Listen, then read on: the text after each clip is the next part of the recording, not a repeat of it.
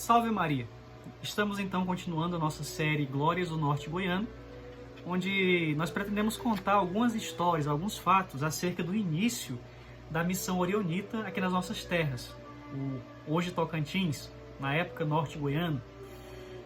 Vocês viram que a missão de Dom Orione, a congregação orionita, enviou para cá 3 religiosos a pedido de Dom Alano, que era o então bispo de Porto Nacional. Então toda essa região aqui, todo o estado do Tocantins, todo o norte goiano, era uma só diocese, a diocese de Porto Nacional, que tinha como bispo o missionário francês Dom Alano Maria. Dom Alano era um religioso dominicano. E Dom Alano quem vai pedir ajuda à congregação de Dom Orione para que enviasse sacerdotes para ajudar na evangelização dessas terras. Vai vir a primeira leva de missionários, os 3 primeiros, 2 deles morrem 15 dias após chegarem aqui, a congregação manda mais alguns outros. No ano de 56, saiu na Itália um jornal que dava uma notícia da tragédia que tinha sido a tragédia, né? Que tinha sido a missão orionita no norte do Goiás. Porque em 5 anos foram 4 religiosos mortos. Os 2 primeiros que vocês viram foi o padre Egídio e o irmão José Serra, que morreram num acidente de barco, num naufrágio, né? Logo depois, se não me engano em 55 por aí, vai morrer, vítima de uma doença muito misteriosa, o padre Luiz Betiol. O padre Betiol, ele também, assim como o padre Egídio, ele era um religioso orionita puro sangue, né? Entrou na congregação muito jovem, era uma pessoa de uma capacidade intelectual muito grande. Ele era um pouco mais tímido, um pouco mais reservado, mais silencioso, mas um grande gênio. Ele era um grande latinista, ele sempre tirou notas boas em todos os cursos que ele fez. Então, um homem de uma grande capacidade. E ele vai ser atingido por esse mal misterioso, essa doença própria da região, doença tropical, que ninguém sabe ao certo o que foi. Ele tossia sangue, né? Então essa doença durou 3 dias, ele vai morrer em 3 dias, né? Ficou inconsciente, em coma, não é? E vai morrer desse mal misterioso em poucos dias. E desse mesmo mal, vai morrer no ano de 56, o irmão coadjutor Pedro Rinaldo. Então é uma coisa muito traumática para a missão de Dom Orione. 4 religiosos, assim, do mais alto nível, morrer assim em tão pouco tempo de missão. Não é? Então os 4 estão lá, né, na Catedral de Tocantinópolis, o padre Egídio, o irmão Giuseppe, o padre Luiz Betiol e o irmão Pedro Rinaldo. Mas uma coisa interessante que eu comentei há alguns dias no Instagram, né? Aquele rio Tocantins, que foi palco do holocausto do irmão Giuseppe e do padre Egídio, ele se tornou símbolo da doação de vida pela missão, da vida entregue pela missão. É tanto que, pouco tempo depois, em 58, um outro sacerdote que morava em Tocantinópolis, chamado Padre Egistro, sobre ele tem muito pouca coisa escrita, né? Pouco se sabe a respeito dele.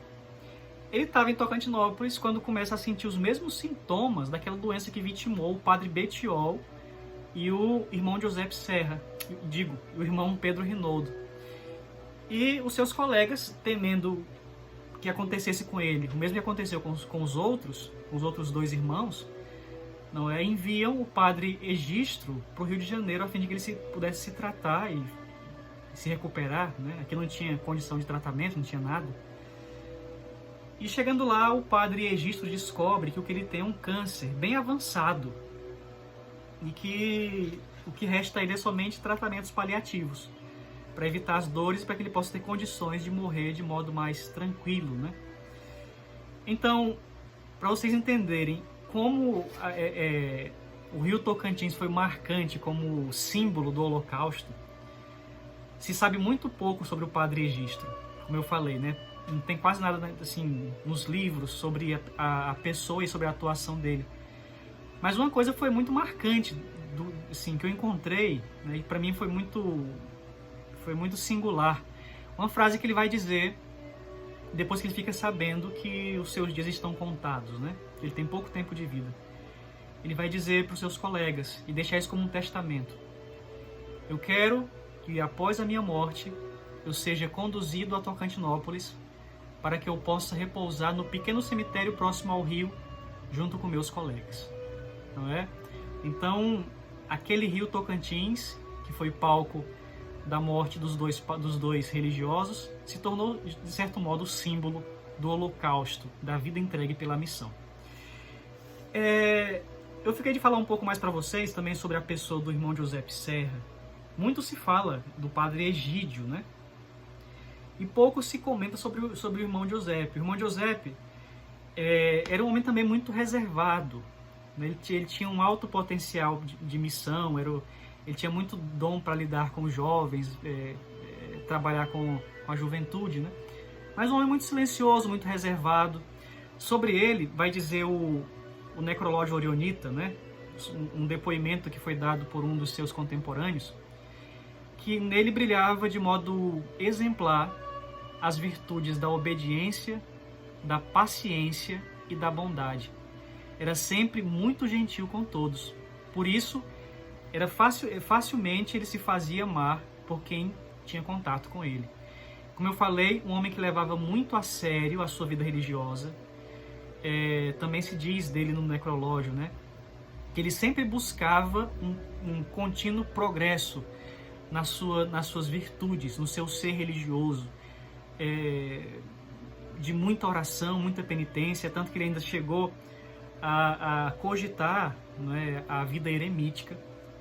Ele veio para cá como missionário, mas antes de vir para o norte goiano, para Tocantinópolis, ele vai passar pela Argentina, fazer uma experiência missionária ali, onde ele também vai edificar muito a todos pelo seu exemplo, a sua vida, os seus costumes.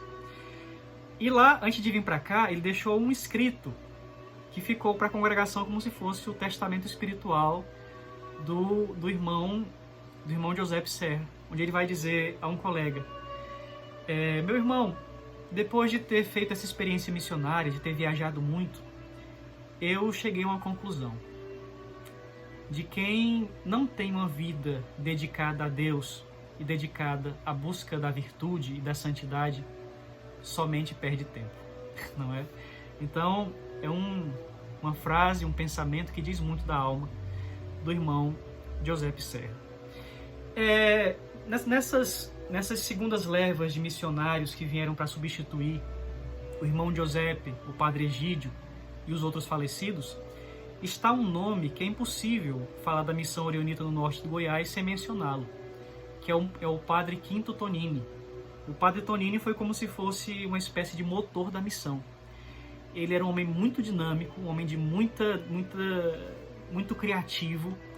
Ele tinha facilidade, ele tinha alguns cursos de medicina, né? Então ele organizava muito a questão de saúde, de cuidados básicos de saúde com a população, né? A missão de Dom Orione sempre focava duas áreas, três, né? Primeiramente, a catequese. Ao lado da igreja, né, da matriz, se tinha sempre um posto de saúde e uma escola. Então, a educação, a saúde e a catequese eram os três pontos assim fundamentais, pontos de honra da missão orionita aqui nas nossas terras.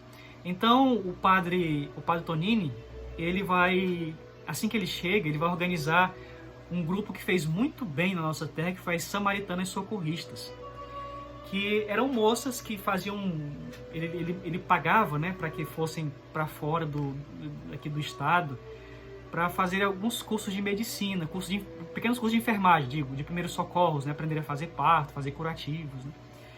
E elas fizeram muito bem a nossa região. Aqui vocês vão entender que aqui não tinha nada, né? Aqui as pessoas morriam à míngua, né? Então, só com medicamentos de raiz e de planta, né? Então, logo, a chegada do padre Tonini foi um grande avanço nesse ponto, na questão da saúde, da educação. Ele vai ser uma grande mola propulsora da missão. Sobre ele teria muito o que falar. Então, creio que por hoje já está de bom tamanho esse vídeo, já está um pouco mais comprido, né? Espero que vocês gostem, curtam, compartilhem. E à medida que eu for lembrando outros fatos, né, eu quero registrar tudo para que possa ficar com um patrimônio para a igreja e para o povo do Tocantins. É muito triste que na internet não se encontre nada a respeito deles, quase nada. Existe um documentário muito bom que foi feito pela congregação, mas que fala da história, mas não conta assim sobre as pessoas específicas, né? Então eu queria muito deixar aqui para vocês como um presente, né?